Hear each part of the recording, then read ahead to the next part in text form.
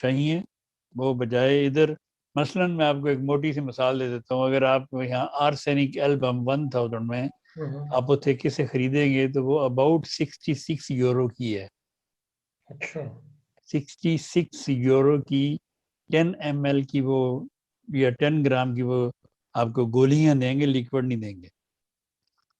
तो अगर आप वही दवा इंग्लैंड से मंगवाएंगे तो वो आपको 10-15 यूरो उसके पोस्ट के लग जाएंगे। 10 यूरो की दवाई होगी, 25-30 में मिल सकती है आपको। तो ये मैं इसलिए बता रहा हूँ कि अपने बजाय पैसे ज़ाया करने के, तो आप ये सस्ती दवाएं यूके से मंगवा सकते हैं। मेडिसिन मंगवाने पे कोई पाबंदी नहीं है कोई पाबंदी नहीं, ब्रिक्स से निकलने के बाद? कोई पाबंदी नहीं। अच्छा, दवाइयाँ आती हैं, मेरे पार्सल अभी भी आते हैं। कस्टम लग गया है वैसे, अच्छा, कस्टम अब, पहले वो कस्टम फ्री था।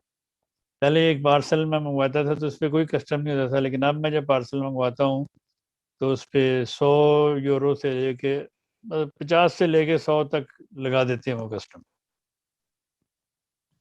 तो कस्टम लेकिन भी अगर साथ। एक आध एक दो दवाइयाँ दो चार उस पर कोई कस्टम वगैरह नहीं देते हो।